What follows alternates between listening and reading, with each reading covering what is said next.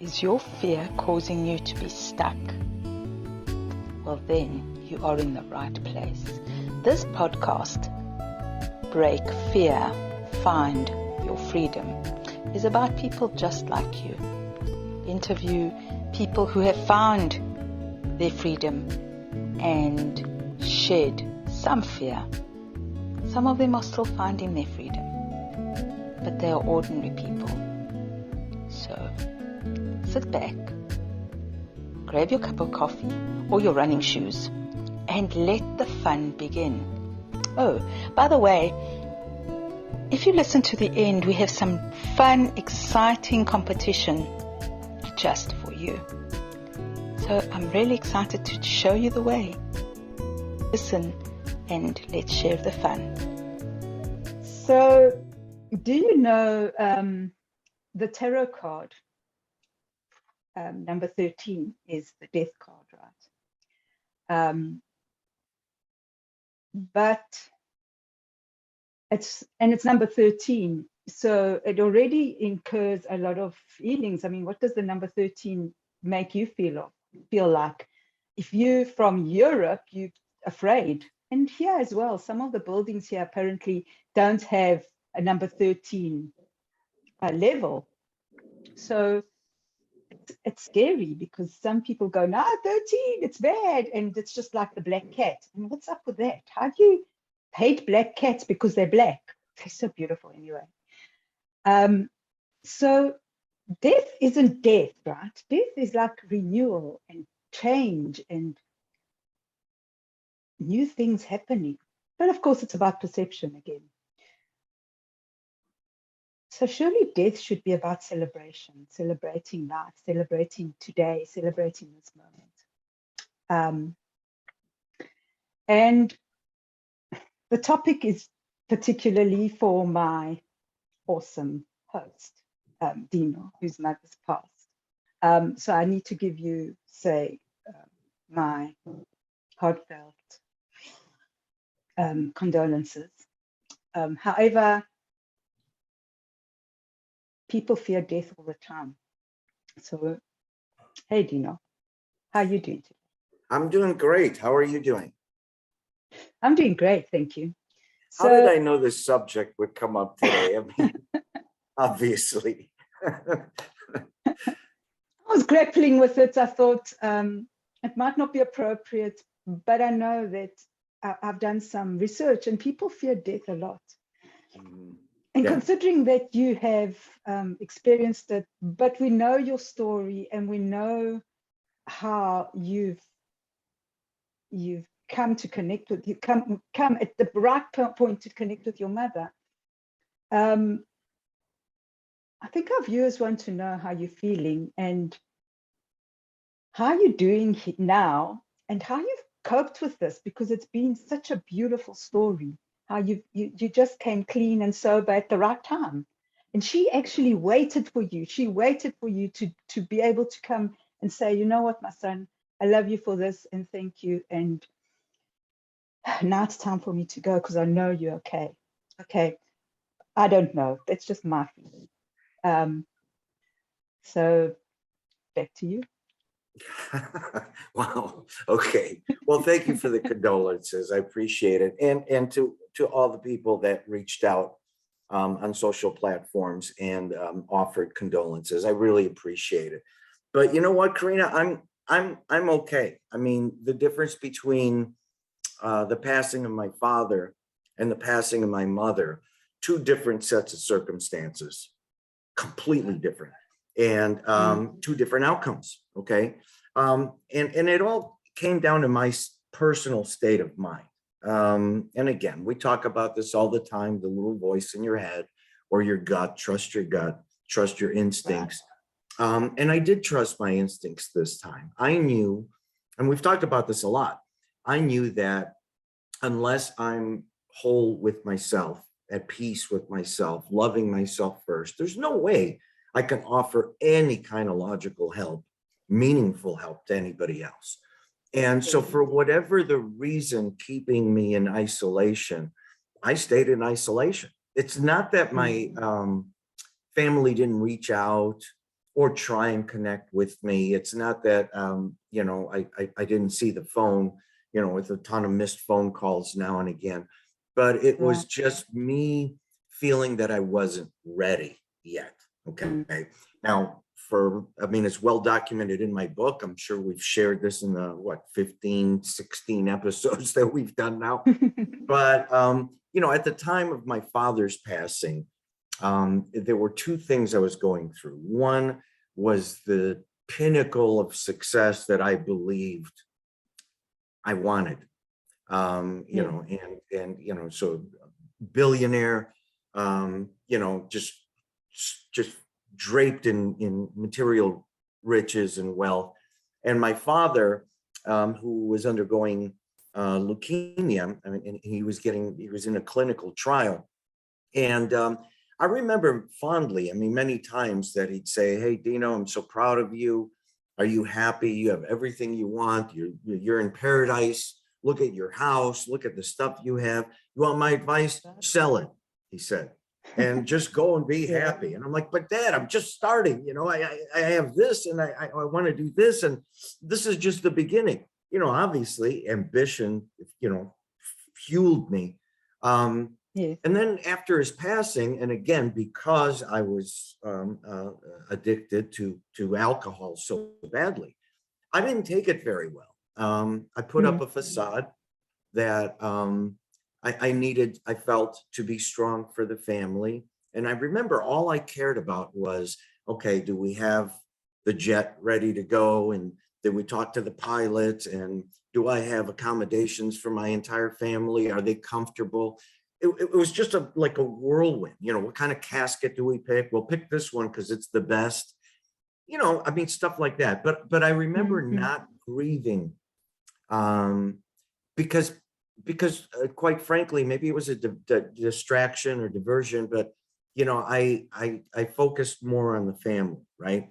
And so me last. And so somewhere later on along the line, maybe about 6 months to a year after his passing, it hit me in a way. It never hits you directly. It never tells you, "Hey, I'm going to hit you," because you never know. But I couldn't get out of bed. I mean, I just didn't want to go to work, which is just unheard of. I didn't want to answer a call. I didn't want to look at an email. I didn't want to do anything. And I just kept thinking, okay, I'm the king of this empire that I built, and it'll run without me.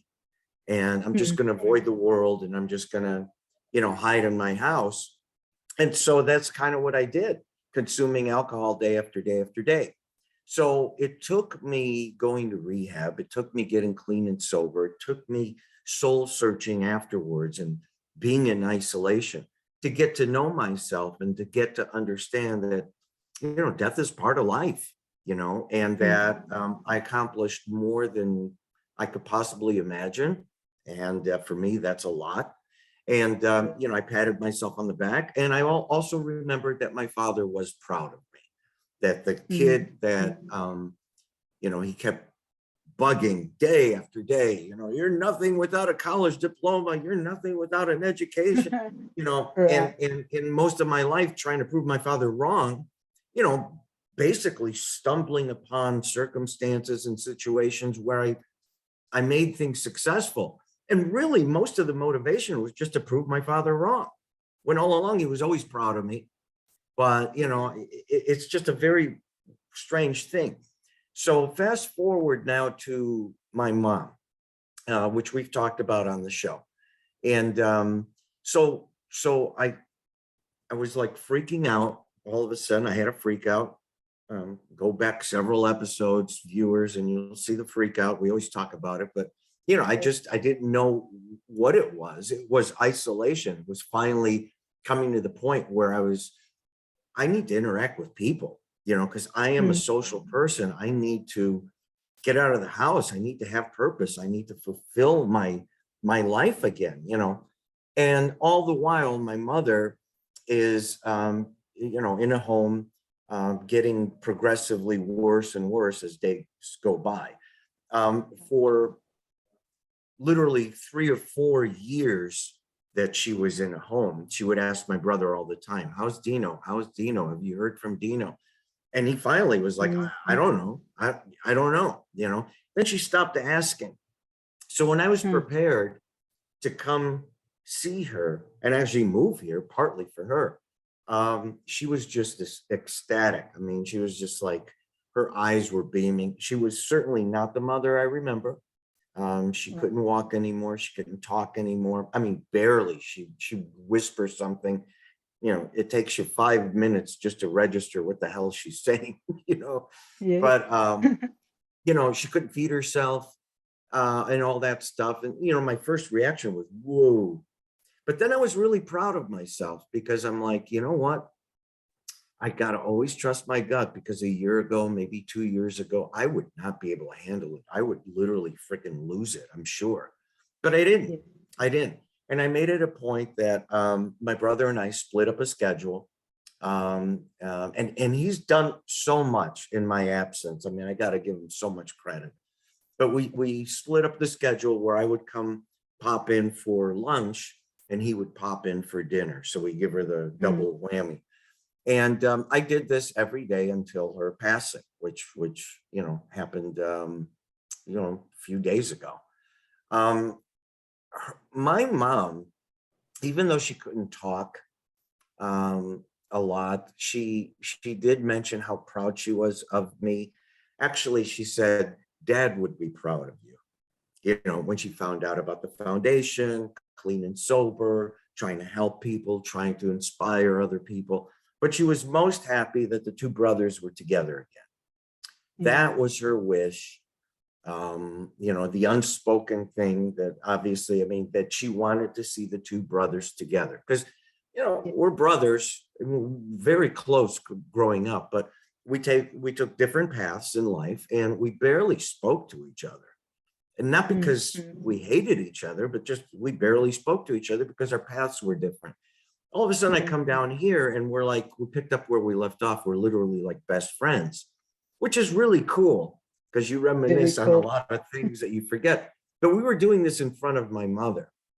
And so when she finally passed, I had said my goodbyes. And I wanted her to be free of her body. I wanted her to be able to walk and talk and dance and love and, you know, do all the things that she could do without the ailments of her failing body. And so I was actually relieved when she passed. So was my brother. And some people will be like, oh, who's happy when somebody, you know, when you're confined to a bed and you can't move, talk, speak, anything, it's, you know, it's easy to say that, but, you know, she definitely deserves far better. And so I look at it as a celebration, like you started off the show, where I'm you know, the funeral's tomorrow. We're celebrating her life. We're celebrating how she was. She was light. She was love. She was, you know, just, she was a wonderful mom, you know, and I don't have enough good things to say. I mean, it could fill up the whole hour, but that's kind of where I'm at now. And I encourage everybody that maybe if they're going through, or maybe inevitably, we're all going to go through a situation where a loved one or a friend passes, and you got to look at it a certain way. You can't let it consume your mind because it is part of life. Yes, I love that. So yes, that's what I believe as well. You have to celebrate life, right? Celebrate the person, celebrate the life, celebrate the times that you were together. I was very close to my grandmother, and when she passed in 2000, it was very sad because she just passed suddenly, you know. But yet, when at the funeral, I've never admitted this to anybody, right? Oh, because this is an exclusive. All right. Because you think that people think you're crazy, but at the funeral, I was actually happy. It was like she was with me saying, hey, don't cry, celebrate my life. Look how great we were. And I'm with you always anyway. I'm with you in spirit always. And I do feel her sometimes, you know, like I'll think about how she made pizza for everyone or how she made biscuits for everyone. And and it was great. But I was so happy at a funeral. It's like an internal happiness. Yeah. I don't know, I can't explain it. And like I said, I've never ever because afterwards I thought, whoa, what's wrong with you? Why do you supposed to be? Because everyone's crying and I'm sitting there thinking, whoa, this is actually a beautiful thing. So I understand where you're at. Of course, you know, it's the same kind of thing, and you need to celebrate that life. And it's the same and remember thing. her for what she was, right? Absolutely. It's the same thing. I'm going to do a speech tomorrow. I haven't rehearsed because I hate rehearsing, as you know, but it's in my head. And basically, you know, again, I mean, the first thing that I was thinking is this speech, how is it going to be received? Because everybody comes kind of somber and, you know, and I get it. Right. Everybody grieves in a different way, and there's no right way to grieve. But at the same time, No. you know, here I'm going to come in and I'm going to talk about the celebration of life. And, you know, at the end of the day, I don't care what everybody thinks. They're obviously coming to pay their respects, and that's cool. But there are a lot of people that won't know the story of my mother, you know, the little backstories. One of the things that I didn't do when my father passed was say something at the funeral. And I was asked by several people to do that. And I declined. I declined for several reasons, the obvious ones, right? I was just, you know, drunk. But one of the reasons was I wasn't prepared to talk about my father in front of my mother, who is still living. And I'll explain why. Because my father, I do take this from him, I guess, is, you know, he was very charismatic and he was a good speaker and he commanded an audience, and, you know, he was the alpha guy in the, you know, in the room. But I can't explain or describe my father that way without first explaining that he wouldn't be all those things without my mother, who was the backbone of the family. Okay. My mother had typical Greek, right? But she had a full-time job. She was a full-time, you know, parent. She obviously did all the cooking. She did all the cleaning. We didn't have maids. We didn't have, you know, all the things that, you know, people take for granted today. And she did an amazing job. But what she did is her main focus was the family unit, regardless of disagreements between the two of them. The face that they gave their children and the outside world was total unity. And that was because my mother was very reserved. She held her tongue, I'm sure, many times. She was very soft-spoken. But you know, for the longest time growing up, in my quest to riches, I thought that that was a sign of weakness.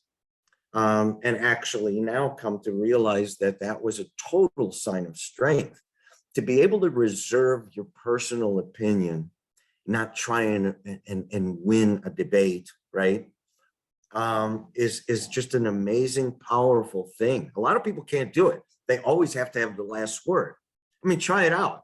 They can't stand not having the last word. My mother, I'm sure, felt a lot of times like, you know what, I really want to say something, but she never did.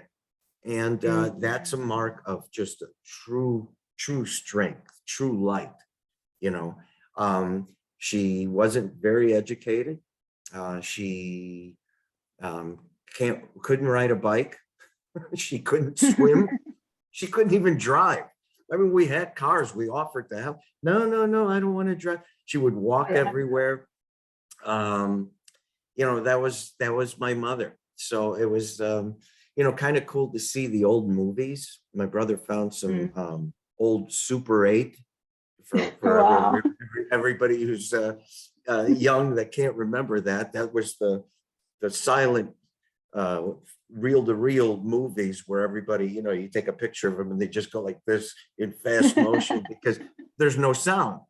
But we put it together and put it on a drive, and we made a movie, you know, and you see us in the ruins in Greece at the Acropolis, all as a family, you know, we were doing all these kinds of things together as a family. And there's always my mother never picking favorites, even under intense interrogation at times from either my brother or me about who the favorite is. She never picked sides. She loved us both equally, certainly in our own way. And that's pretty cool. This discovery only happens when you're open to realize that, you know, it is a celebration of her life, that everybody passes. And I think I said this on a show, that, you know, it's the measure of a true leader and somebody who's truly loved is how they're remembered. And I think we talked about that a long time ago. Right. How are they remembered? And my mother is always going to be remembered as light and love, you know, and strength and family.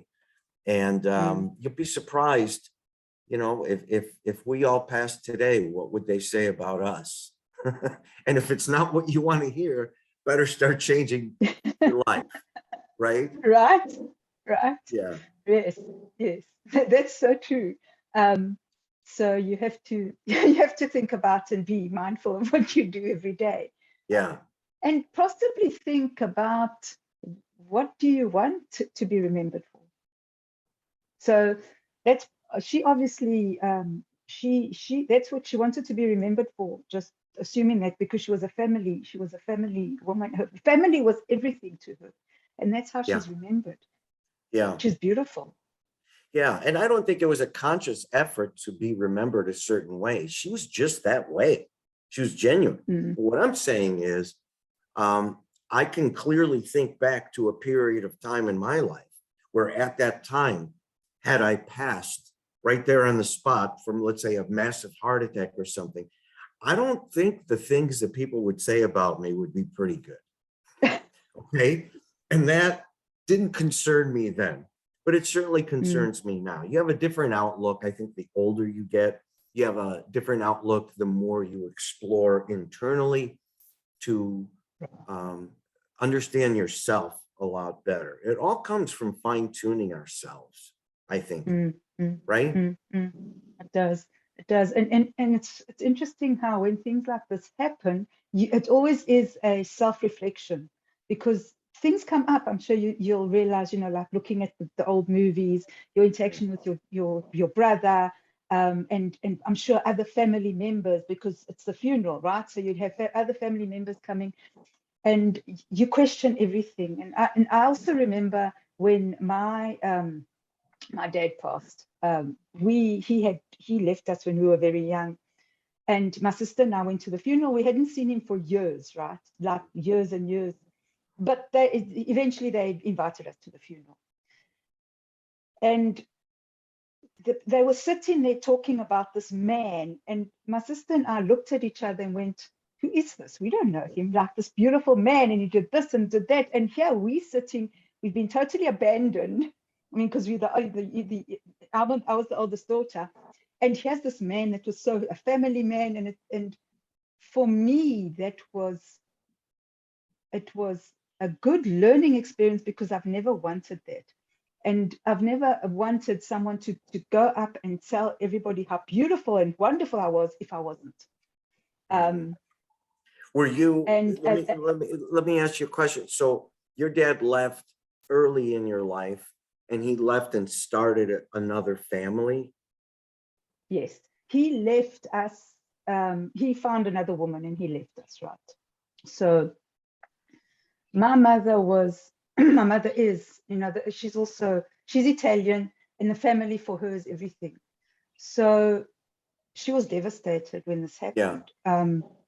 Because if a man or anybody, even a woman, even a woman, if someone walks away from you, I saw that from her, right? And goes to someone else, it takes a hit on your self-esteem. And that affected her as well, but that's another story. So we were very young. Oh, sorry.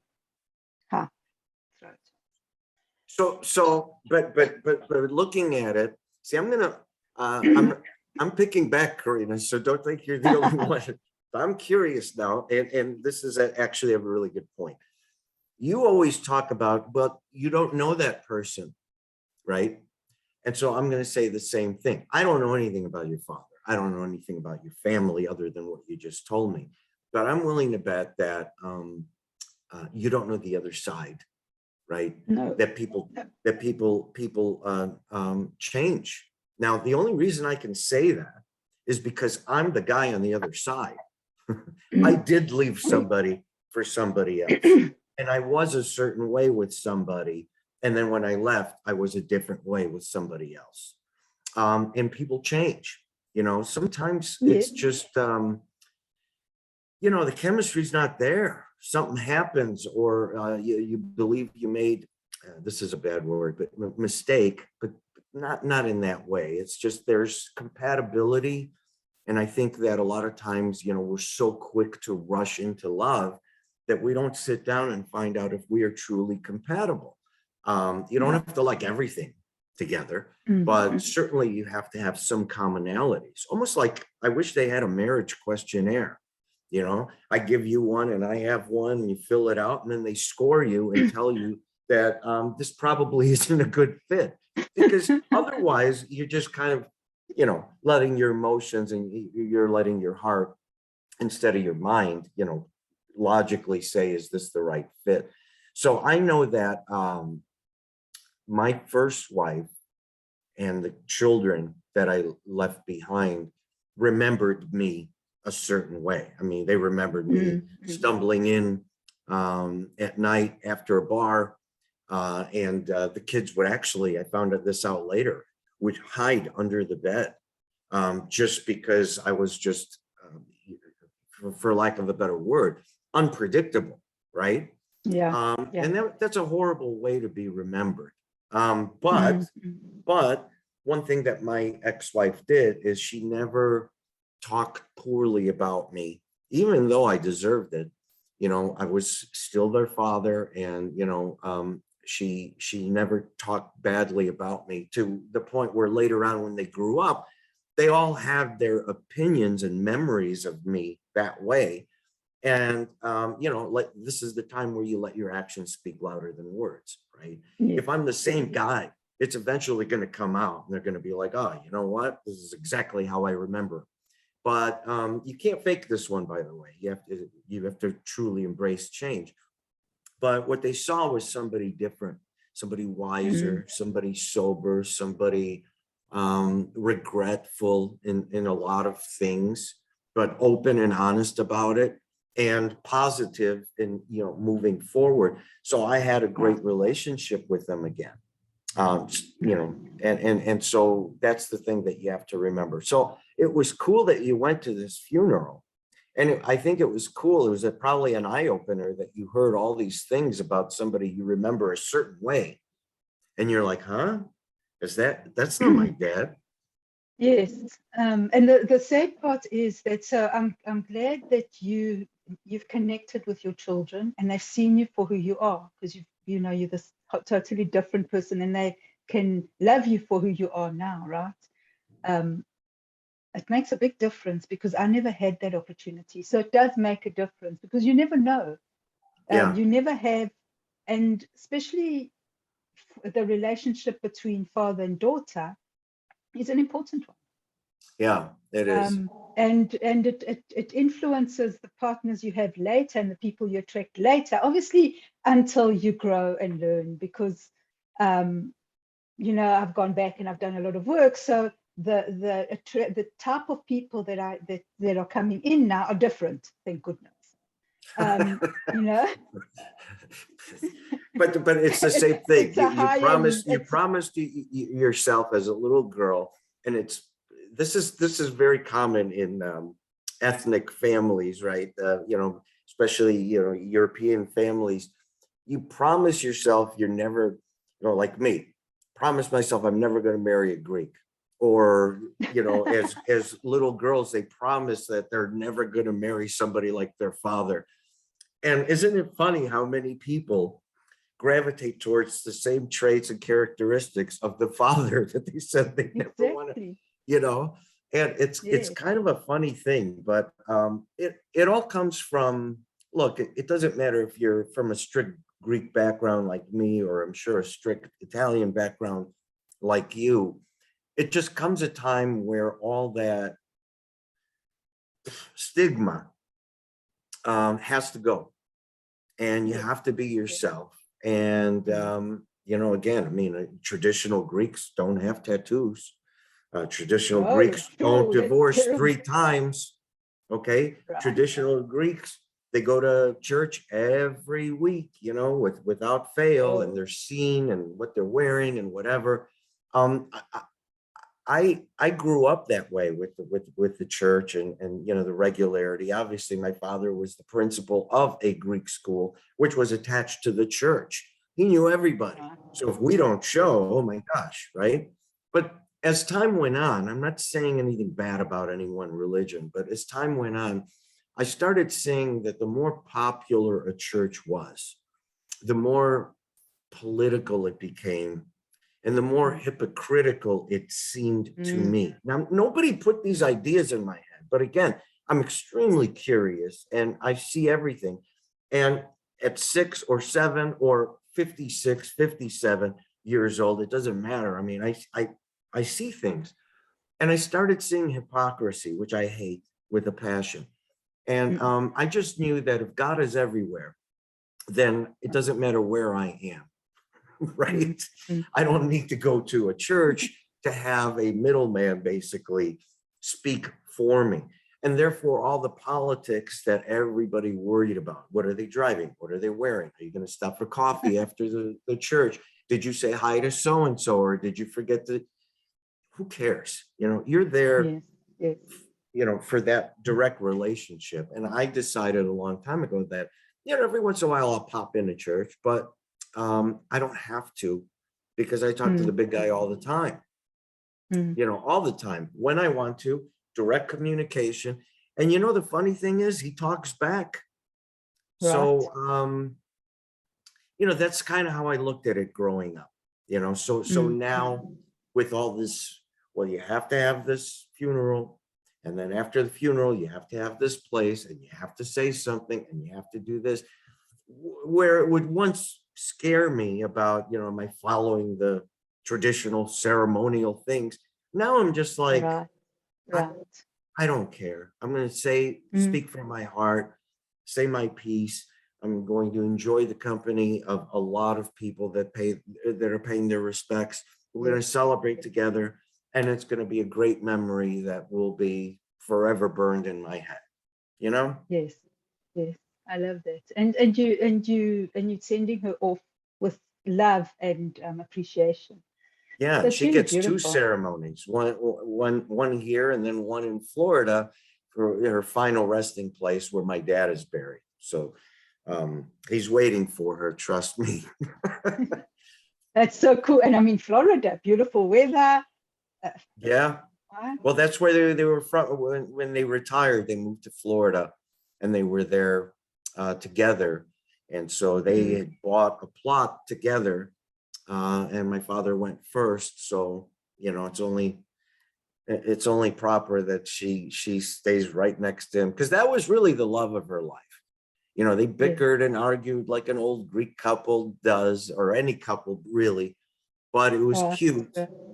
And there was always love, and it was, you know, a 60+ year marriage. I don't even remember. I'm embarrassed to say, I don't know, but it was definitely 60+ years together. So you kind of get used to, I mean, you finish each other's sentences, really.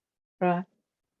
I'll never know beautiful. what that feels like, going on 3 divorces, but 60 years is a long time. But now, like we've spoken before, those were different. That was a different Dino, right? So you've got to give Dino a chance now as this new Dino. Who knows? Oh, I'm not looking. I'm having fun helping people in. Yes, no, but you don't. No, what I'm saying is you never know what You never know. the universal God brings. Yeah, no, I'm just saying. You never know. But focusing on yourself, opportunities and things open, doors open all the time, you know, and it's something that I've never tried, I keep telling people, I'm like, wow, back to back to back marriages. I've been basically in a relationship for 30 plus years. All of a sudden, this is really the first time where I'm like, I should be feeling like this when I'm 20, but unfortunately I'm 56 going on 57. And I'm like, wow, this isn't bad. It's okay to be alone. It's okay to interact. It's okay to just be yourself. And I read something on social today where it said that if you're single, love yourself for an entire year before you think about getting in a relationship.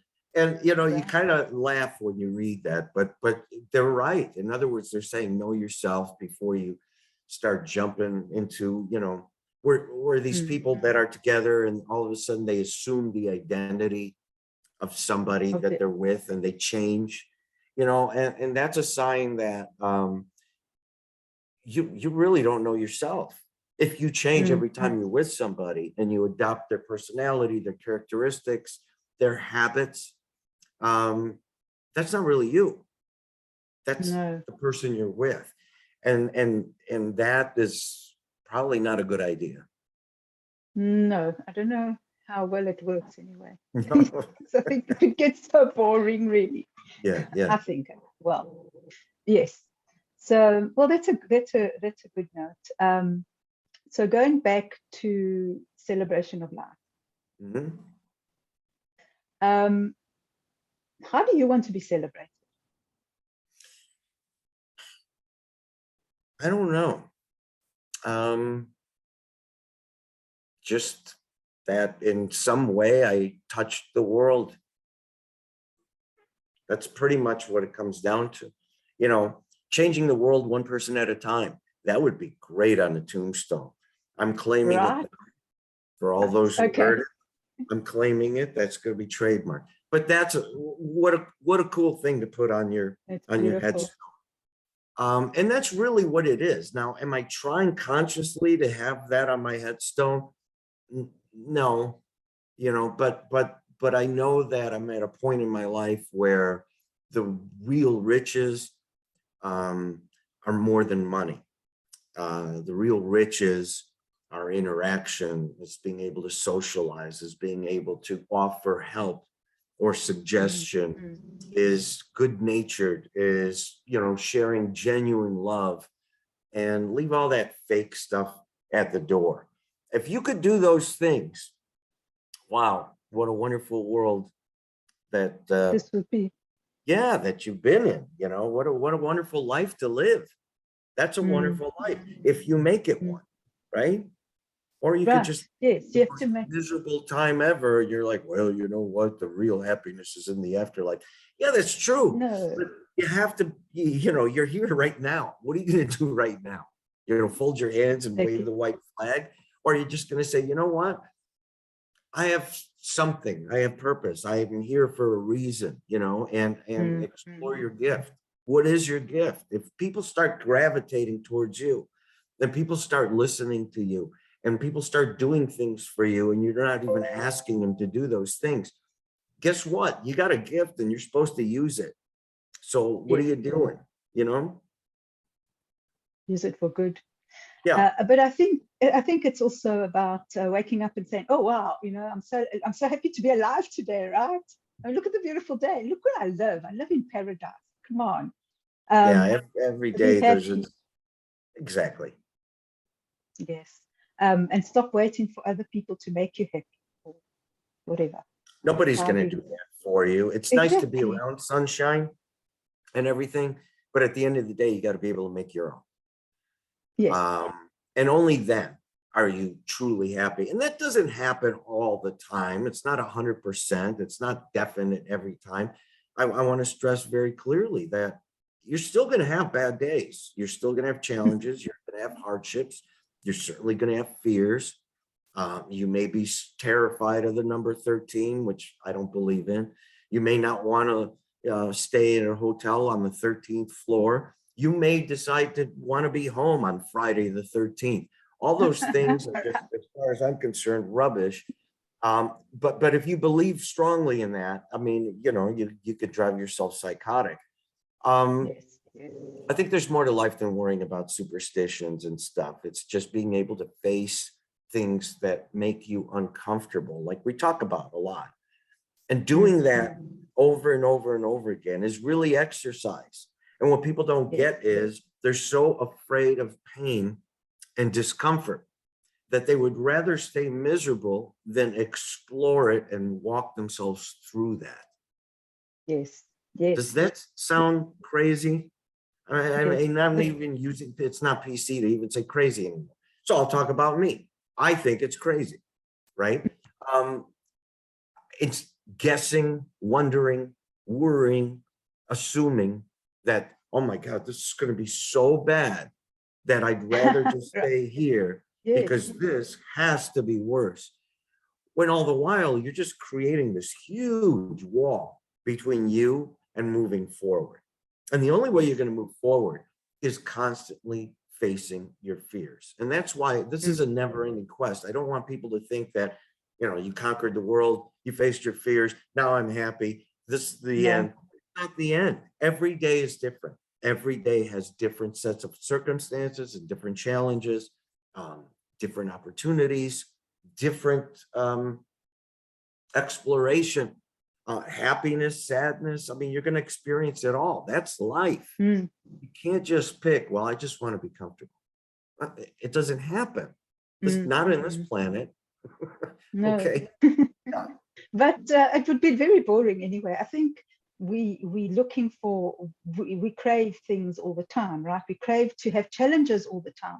And I know with myself, you know, with looking back on my life, I've realized how I've created such chaos around me because I was bored, because I could, you know. And it's like, what are you doing, you know? Rather use that energy for good instead of creating chaos or attracting people into your life, and you're thinking, like, what am I going to do with this? You know, see, what do you do? you pick projects. See, that's the. But I could tell that you create chaos because you like to pick and poke at some observation. So I could tell, hey, I'm bored, so I'm just going to poke and poke and poke. But you know what? It's about growing and learning. It's not just you. A lot of people do that. I do that too. I mean, I remember being in an office and the phones were quiet for like, I don't know, an hour or two, which is very, very unusual. And instead of just being like, oh, now I can relax, I'd be like, there's something wrong. It's too quiet, right? So instead of just enjoying the silence, I would pick up the phone and I would call people and just like start this frenzy, you know what I mean? What's going on? I want this report. I want that. I want to know this. I want to know that, because it was just too damn quiet. So I get it. Yeah. I get it. I mean, and I was like that as a kid. My brother and I were really good. We were good at stirring up chaos. Trust me, as a kid. Can you imagine? And we were good. We were so good at it. You know, I'm going to try to have him on next week when we're down in Florida for the funeral. I don't know if he could do it, but if he does, I think that's going to be a blast, because then you could poke and you could find out all about little Dino from somebody else instead of me. Now, I know he's never done a podcast. That would be beautiful. He's never done a podcast, but I'm going to do my best to get him on. And I think once he's on, here's the thing that I predict: once he's on, he's going to love it. He's going to be like, "Oh, this is pretty cool." This is so, right. To be continued on that one. I think that would be a lot of fun. It'll be great to see the interaction between the two of you, the dynamics, and how, it'll be fun. I'll leave that for you and the viewers to decide. I'm not going to say anything about that. But I also did want to tell you that, and the viewers, that I do have somebody that I wanted to talk to you about who has gone through incredible struggle. 24-year-old girl who is, her story is amazing, and she's created art and a foundation to be able to help other people in her situation as well. Wow. So I think that one's going to be cool. So I'm good. throwing things at you that I think is going to be kind of fun, you know? Yes, yes, yes. If we, you know, people need to see how other people break fear, and find freedom.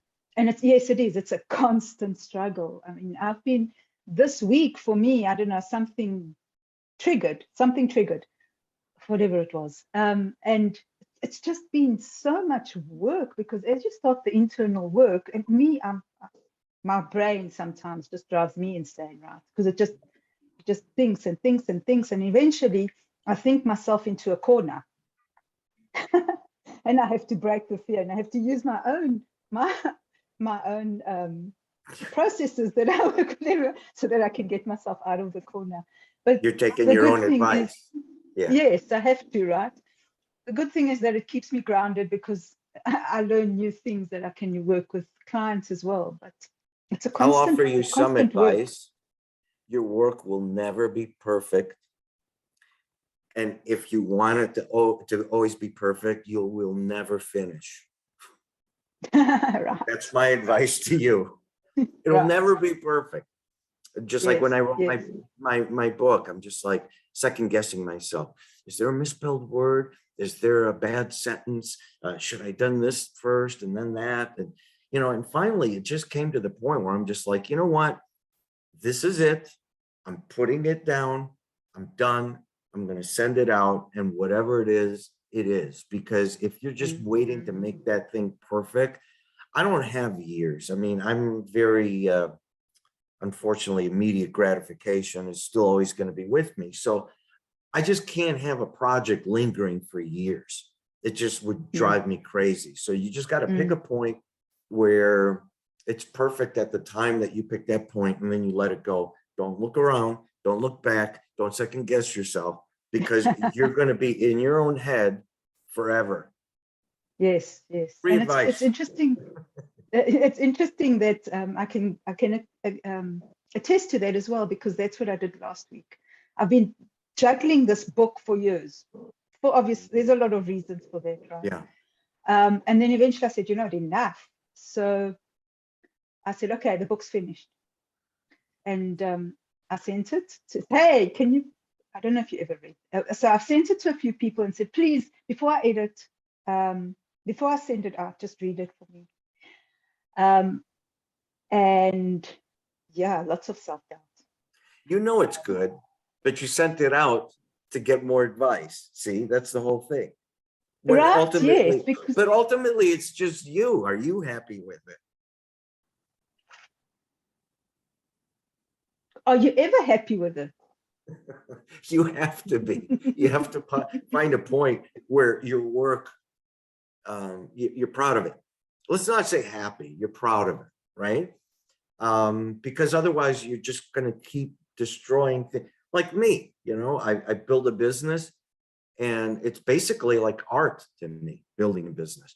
And if I create it and something happens to it, either through the people that get introduced into it or something, I destroy it or walk away from it. It's just the same thing, destroy it, then have it wrong. That's a gutsy, almost insane move. I mean, people just don't do that. Okay, let's just throw that out there. But I do, because it's more than a business to me. It's a work of art. It's an extension of what's in my head, which I consider a work of art. And you envision something a certain way in your head. It's very, very hard to explain it and get the words out to match what is in your head. And it's never going to be what's in your head. In your head, there's a perfect symphony. The reality is there's a little flute section that blows a kind of a different note. And you're going to have to just be okay with that. And I'm not preaching to you. I'm just saying I can relate, because that's how I am as well. And it's just never going to be good enough. You just got to find a time where you're just like, okay, it's not what I envision in my head, but it's close enough. Otherwise, you can't move on.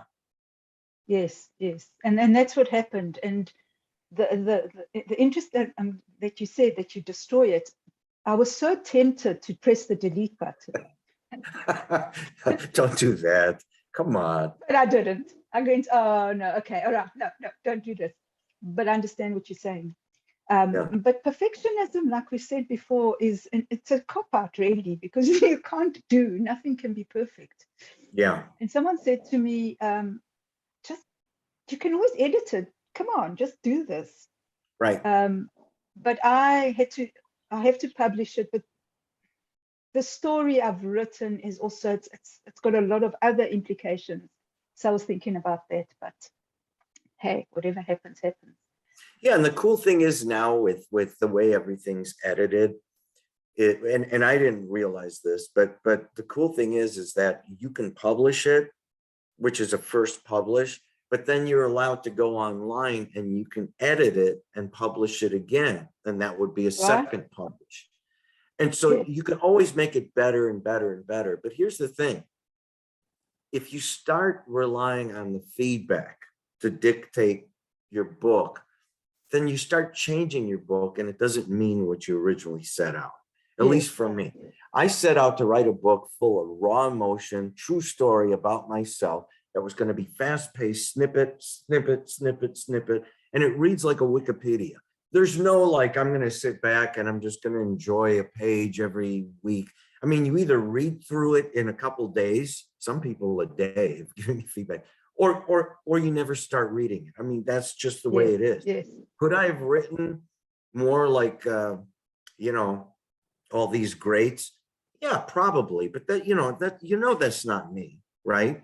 And you know that the story is kind of, it's how I tell it. The way I talk is how I wrote the story, how I narrate the story. And I found that had to be genuine. So nobody's going to tell me, hey, you should try this, because they're all going to have their opinion. So at some point, I actually shut them out. And I didn't ask for any feedback, because you're going to get it. And then you're going to start second guessing yourself. So instead, I just I would walk away. Sometimes you got to clear your brain. I would pace a lot. I would do all those certain things. But ultimately, I would always go back and be the editor of my own story instead of asking somebody else to get involved. And I'm glad I did that. Is it a perfect book? Absolutely not. Is it as close to perfect as it's ever going to be? Yes, because I'm not interested in re-editing. I wrote it. I'm moving on. So that's the advice that I could give you. Again, I'm not an author, so you're asking the wrong person. But I did write a book, and I'm glad I did it. But I think that's what makes it good, because it's a part of you, so it's authentic, and it's your story. So you need to write it the way you need to write it. Right. And that's right. That's right. That was my idea, and then I decided, oh no, I can't do this. Self-doubt is a terrible thing. Yeah. And it just infiltrates your mind if you allow it, and I did. Yeah. Which is fine. Well, writers are basically by themselves for a long, long time. So yeah, you're going to have a lot of times where you're going to start self-doubting, or you're going to go back and reread something and say, I can't believe I wrote it this way. Maybe I should rewrite it. Usually your original style, the original things that you put down on paper, excluding punctuation, sentence structure, and spelling, stick with your initial reaction, I think, which is the best one. It's the most authentic. Everything else, and that's why I would love going in meetings, that's why I like coming on the air, not knowing the subject matter that you want to throw at me, is because it's authentic. Otherwise, whether you say it or not, or admit it or whatever, you start pre-planning. So you always have that zinger. You always have that one-liner that becomes memorialized as in a soundbite. I don't want that. I just want to explain it a certain way. Obviously, our topic always evolves, and we always get off course, like we're doing now. But at the end of the day, It's meant to do a couple things. It's meant to be uplifting, and it's meant to be authentic. And like we said from the beginning, the reason you and I interact so well, the reason we're doing this is because in our head, it's like, if we can help one person, it's worth doing, you know? And think about it. Somebody may have a bad day. Somebody may have some self-doubt, and then they chose to sit and watch this segment that it is my sincere hope that they could take away something that makes them feel good. And I know you feel the same way. We've talked about that. Yes. Don't mind can you hear them? Yes. Yeah, there was, I don't know. I'm downtown, so I get all the downtown sounds and I love it. Oh, what was that? It sounded like it was a fire engine. Oh, okay. Yeah, I can't control those on a podcast, but I'd rather just say it up front. So well, I could say that the universe or God or whatever you say was just confirming that whatever you were saying was right. Here you go. Okay, I'll give you that one. Sure. Yeah, the fire truck. Okay. Hey, it could be anything, right? Yeah, that's right. Okay, so let's just take it back to number 13. So thank you for all that. Number 13. Yeah. Number 13, I know, because how people are so terrified of it, because one day on the 13th, they got hit by a car. So from that day on, every 13th is bad in their minds. So again, it's how we attract what we fear the most. Well, it's how you look at it, right? So what you just told me, let me just do a quick little analysis on it. Obviously, the car that hit me didn't kill me because I'm still alive and I'm remembering that day. It's as random on the 13th as it would have been on the 14th or 15th, right? So it's how you choose to remember that period, whatever it is. You can, as you just described, remember it like, oh my God, this is the day that I got hit by a car. It hurt. It sucked. I was in the hospital for 6 months and I don't ever want to feel like that. And I'm going to stay in the house and I'm going to be terrified that day because that is bad luck. Sure. That's one way to look at it.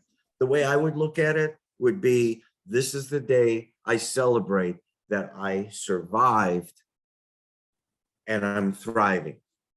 And I'm going to go out. I'm going to have a great day because today is my get out of jail free card day, right? And it depends how you look at it, right? Which is going to either uplift you or it's going to, put you in a somber mood. I mean, it's your brain. It's your brain. I mean, this is really psychology 101 that we practice every week because it always comes down to self-confidence. And it always comes down to knowing yourself, loving yourself. It's not really fear. I think fear is the unknown, and the unknown is unknown because you choose not to explore it. So the resonating themes that we do show after show after show, and your other guests, that you go through the same thing. That's really what it comes down to.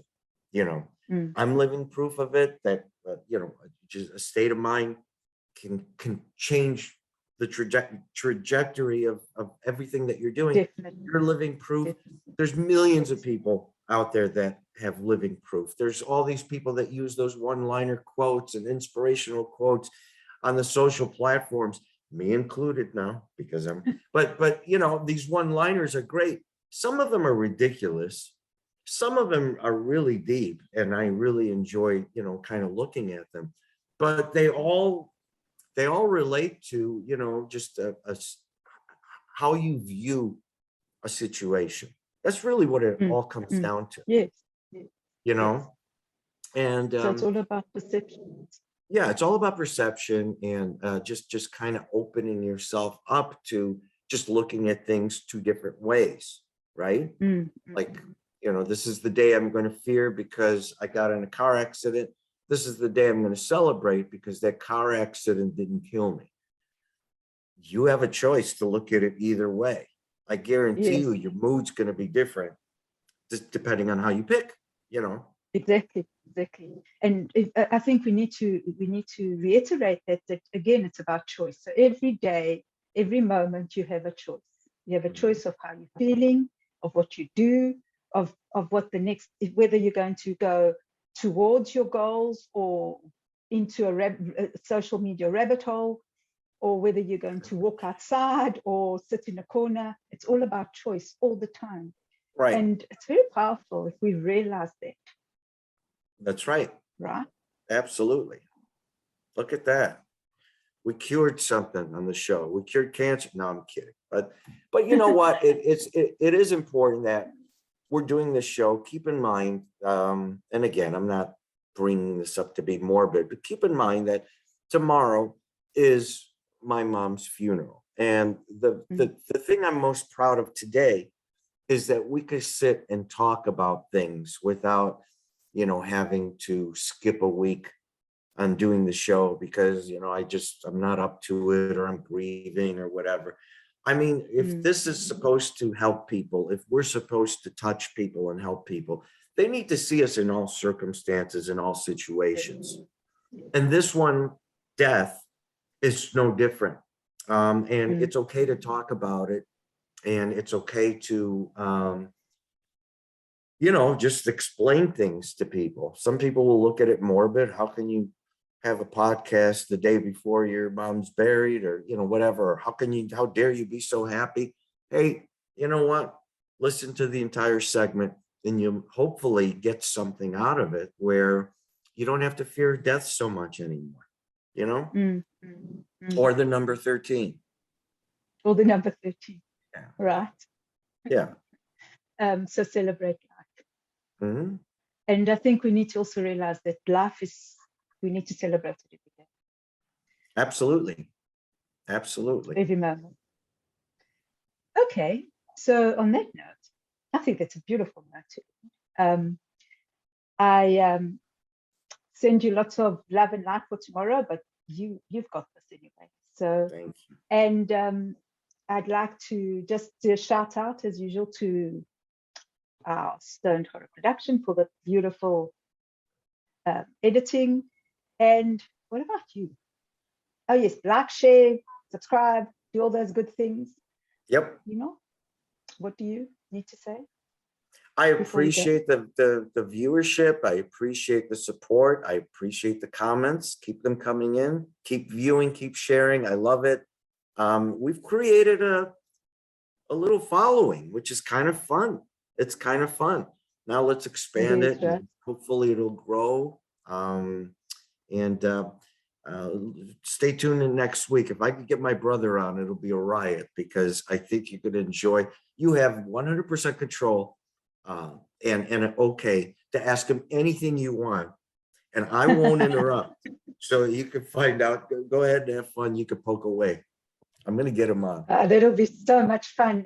I know. You're going to be sorry. Yeah, well, I'm not too worried about it. Okay. Well, thank you very much for having me on the show. I enjoyed it. Goodbye, viewers. Have a good day. Bye, everyone.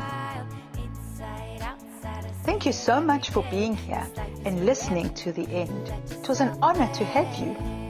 Now, as promised, our competition. But first, let me tell you what you can win.